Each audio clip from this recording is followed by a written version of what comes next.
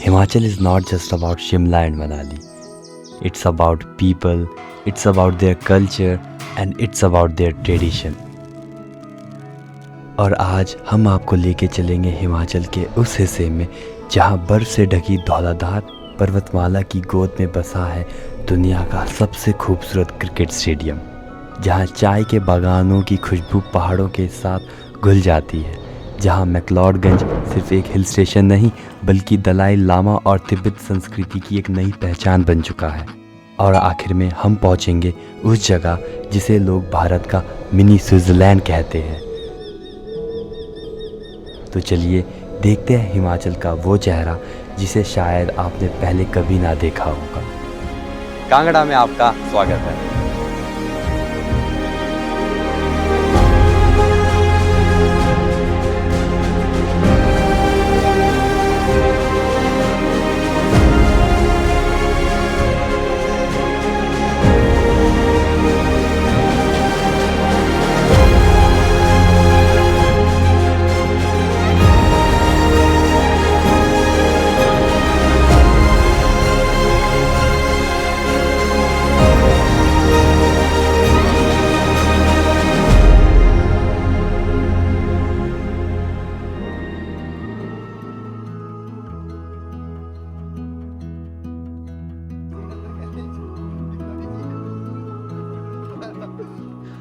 हर सफ़र की एक शुरुआत होती है और हमारी शुरुआत हुई पहाड़ों की रानी शिमला से। पहाड़ों पर बिखरती सुनहरी धूप, रंग बिरंगे घर और बारिश के बाद आसमान से उभरता एक खूबसूरत इंद्रधनुष। और सामने था करीब 250 किलोमीटर का एक नया रास्ता। कुछ ही मिनटों में तेज हवाओं ने दस्तक दे दी। आसमान काले बादलों से भर गया था और फिर शुरू हो गई मूसलाधार बारिश। ऐसा लग रहा था मानो पहाड़ अपने ही अंदाज में हमारा स्वागत कर रहे हो। रास्ते में कई छोटे बड़े शहर आए, कई घाटियां पीछे छूट गई, लेकिन हमारी नजरें बस एक ही जगह पर थी, धर्मशाला। सोचा था ये कि 12 बजे तक धर्मशाला पहुंचेंगे और उसके बाद धर्मशाला एक्सप्लोर करेंगे, पर अब लगता नहीं कि हम 12 बजे तक पहुंच पाएंगे, तो ट्राई करेंगे जल्द से जल्द पहुंचे और आपको धर्मशाला एक्सप्लोर करवाएं। और फिर जैसे ही हमने कांगड़ा घाटी में प्रवेश किया, पूरा नज़ारा बदल गया। दूर बर्फ से ढकी धौलाधार की चोटियाँ, घुमावदार सड़कें, पहाड़ों की ढलानों पे बसे छोटे छोटे घर और हर मोड़ पिछले मोड़ से भी ज़्यादा खूबसूरत। अब समझ आ रहा था आखिर लोग कांगड़ा घाटी की इतनी तारीफ क्यों करते थे। तो करीब 7-8 घंटे की ड्राइव करने के बाद हम पहुंच चुके हैं कांगड़ा में। कांगड़ा में आपका स्वागत है।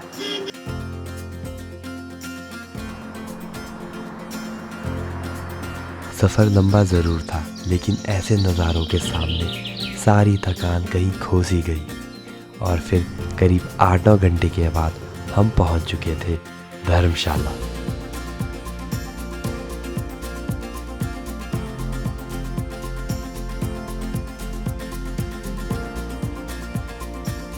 लेकिन धर्मशाला की शुरुआत पहाड़ों से नहीं, चाय के बागान से हुई।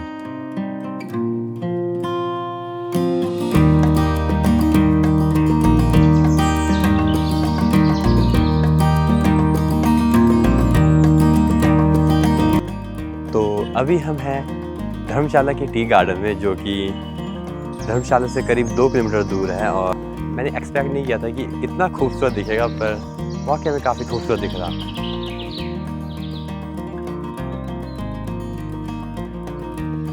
शायद से सारे धर्मशाला के टूरिस्ट यहीं पे आ चुके हैं।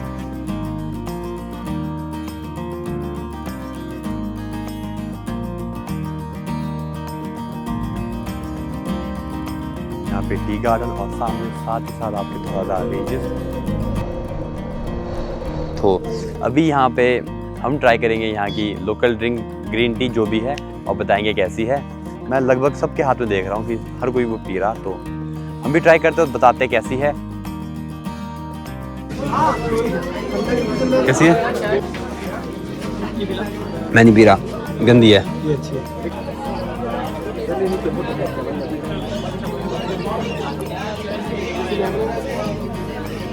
तो ट्राई करें कैसी लग रही। ये ब्लूबेरी भी ठीक है, ये तो बाकी भाई याद है। ब्लूबेरी भाई पसंद किसकी थी? जैसे जैसे मैं जैस्मिन बोला, ये चीज़ जैस्मिन दो, ब्लूबेरी की दूसरी हो गई, ब्लूबेरी। जैसे अच्छा होता।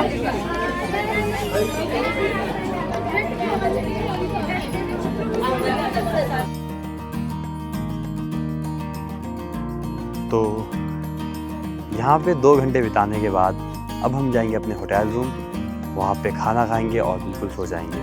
और कल एक्सप्लोर करेंगे अपना धर्मशाला का स्टेडियम और फिर जाएंगे मैक्लोडगंज।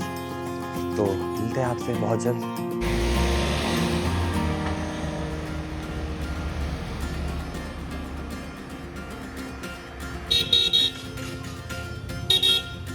तो ला ले सुबह दूंगा।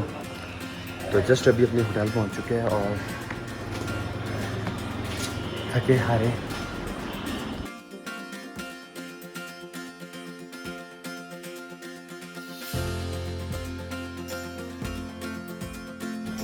तो अभी जो धर्मशाला स्टेडियम है वो हमारे जस्ट यहाँ पे है, ये लाइट दिख रही है आपको।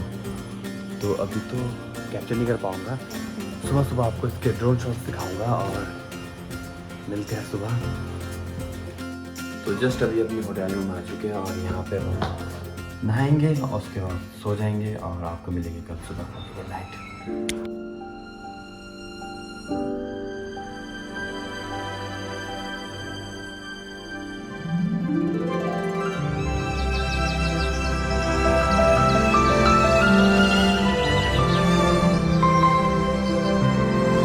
धर्मशाला, जहाँ हर सुबह धौलाधार की चोटियों से शुरू होती है और जहाँ प्रकृति ने अपनी खूबसूरती को दिल खोल कर बखेरा है। इन्हीं पहाड़ों की गोद में बसा है दुनिया का सबसे खूबसूरत cricket stadium, Himachal Pradesh cricket association यानी HPCA स्टेडियम।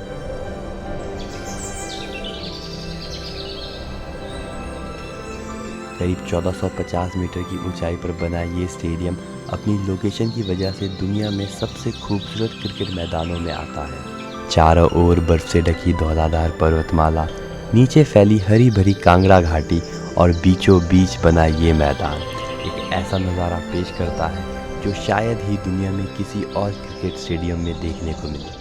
यही वजह है कि दुनिया के कई बड़े बड़े क्रिकेटरों ने भी इस मैदान की खूबसूरती की तारीफ़ की है। करीब 1450 मीटर की ऊंचाई पर होने की वजह से यहाँ की हवा बाकी मैदानों की तुलना में थोड़ी पतली होती है। इसी वजह से यहाँ कई हाई स्कोरिंग मुकाबले देखने को मिलते हैं। Good morning everyone. सुबह के बज रहे 7 और अभी ड्रोन शॉट्स और टाइम लैप्स लेके मैं दोबारा बेड पे आ चुका हूँ क्योंकि बहुत ज़्यादा नींद आ रही है। तो फ़िलहाल अभी 1-2 घंटे सोता हूँ और आपको मिलते हैं थोड़ी देर बाद। और आज हमारा भी इस स्टेडियम के अंदर जाने का सपना पूरा होने वाला था। स्टेडियम के ठीक बगल में बने एथलेटिक ग्राउंड में कई खिलाड़ी अपनी अपनी प्रैक्टिस में जुटे थे।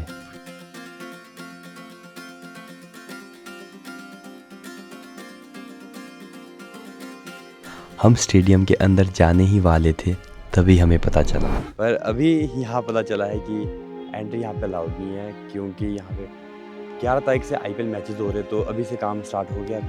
इस चक्कर से यहाँ पे एंट्रीज अलाउड नहीं है। तो हमारा धर्मशाला स्टेडियम के अंदर जाने का सपना फ़िलहाल सपना ही रह गया है। अब धर्मशाला हमारा यहाँ पे ख़त्म हुआ। इसके बाद हम निकलेंगे मैक्लोडगंज, जहाँ पे मोनेस्ट्री, स्ट्रीट्स, काफ़ी सनसेट पॉइंट, काफ़ी जगह है जो एक्सप्लोर करेंगे और आपको दिखाएंगे आगे। इतनी दूर आने के बाद इस मैदान को सिर्फ बाहर से देखकर लौटना आसान नहीं था, लेकिन शायद यात्राएं हमें सिर्फ मंजिल नहीं दिखाती, वे हमें स्वीकार करना भी सिखाती है। और शायद कुछ जगह हमें इसलिए अधूरा छोड़ देती है ताकि एक दिन हम फिर लौट कर आएं। धर्मशाला से लगभग 10 किलोमीटर की दूरी पे बसा है मैक्लोडगंज, एक छोटा सा पहाड़ी कस्बा, लेकिन पूरी दुनिया में अपनी एक अलग ही पहचान रखता है। यहाँ से धर्मशाला का खूबसूरत नज़ारा साफ दिखाई देता है और हर गली में हिमाचल और तिब्बत संस्कृति एक साथ नज़र आती है। लेकिन पहाड़ों में मौसम कब बदल जाए कोई नहीं जानता। जैसे ही हमने गाड़ी पार्क की, बारिश ने हमारा स्वागत कर लिया।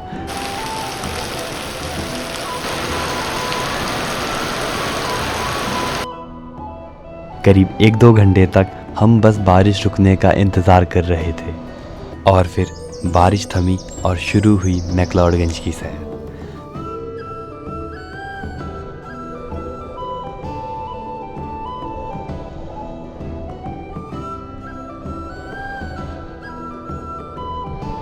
आज मैक्लोडगंज को लिटिल लासा के नाम से भी जाना जाता है। जब 1959 में दलाई लामा भारत आए तो शुरुआत में उनका ठिकाना मसूरी था, लेकिन तिब्बत समुदाय के लिए एक शांति और स्थायी स्थान की ज़रूरत थी। तब भारत सरकार ने मैक्लोडगंज को चुना।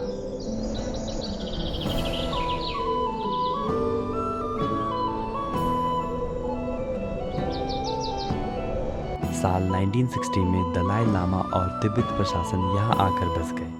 धीरे धीरे मैक्लोडगंज तिब्बत संस्कृति, बौद्ध धर्म और शांति का एक बड़ा केंद्र बन गया।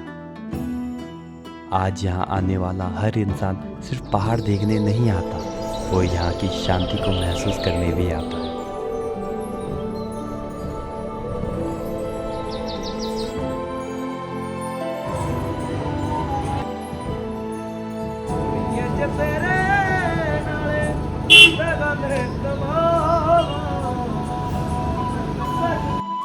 बाजार घूमने के बाद अब समय था मोनेस्ट्री घूमने का।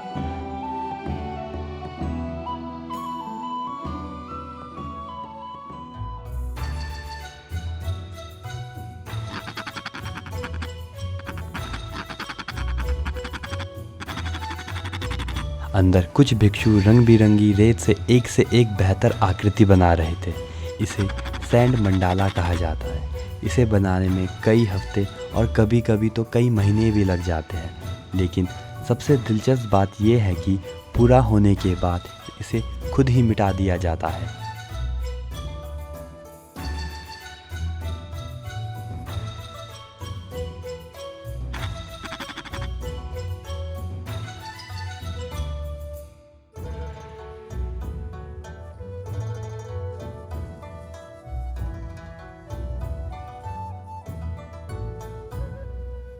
मठ के अंदर हर तरफ एक अलग ही सुकून था।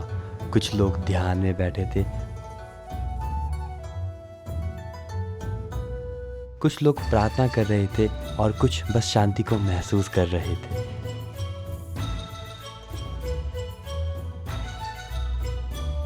शायद यही वजह है कि यहाँ आने के बाद आप भी कुछ देर के लिए दुनिया की भागदौड़ भूल जाते हैं।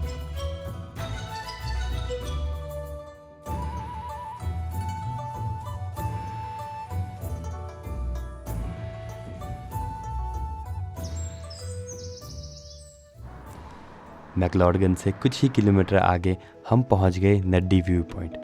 फाइनली अभी पहुंच चुके हैं नड्डी व्यू पॉइंट।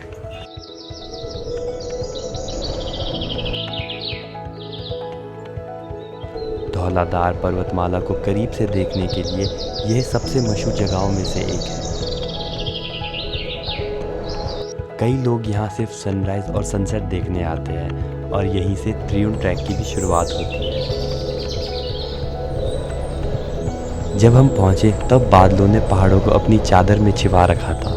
वैसा नज़ारा नहीं मिला जैसे कि उम्मीद थी, लेकिन पहाड़ों की खूबसूरती शायद यही है, यहाँ कुछ भी अपनी योजना के मुताबिक नहीं होता। तो मैक्लोडगंज से करीब 7-8 किलोमीटर दूर आप पहुँचते हो नड्डी व्यू पॉइंट और यहाँ से सामने से दिखती है आपको धौलाधार पीक।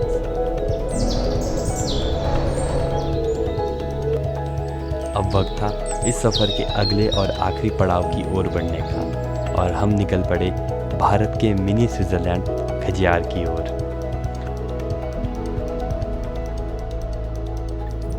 करीब 4 घंटे ड्राइव करने के बाद भी हमें आ रही है बहुत ज़्यादा नींद। तो रास्ते में एक होम स्टे बना है, यहीं वेट करते हैं, यहीं रुकते हैं और आपको मिलेंगे कल सुबह। तब तक के लिए गुड नाइट।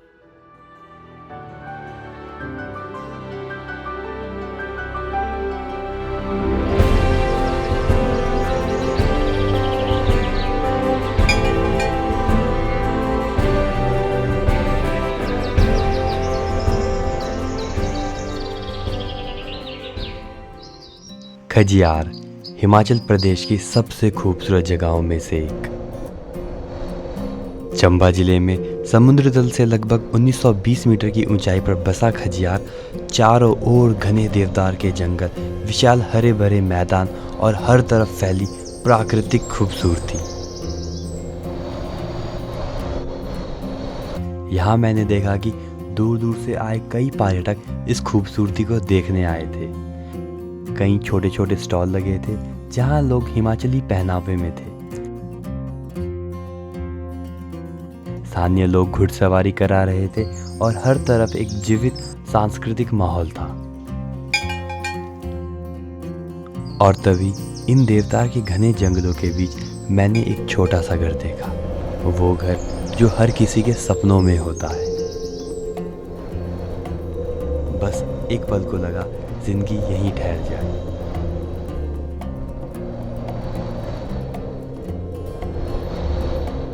जब आप यहाँ आओगे तब आपको समझ आएगा आखिरकार इसे स्विट्जरलैंड ऑफ इंडिया क्यों कहा जाता है, और आप भी इस बात से पूरी तरह सहमत होंगे, क्योंकि खजियार सिर्फ एक जगह नहीं, एक एहसास है।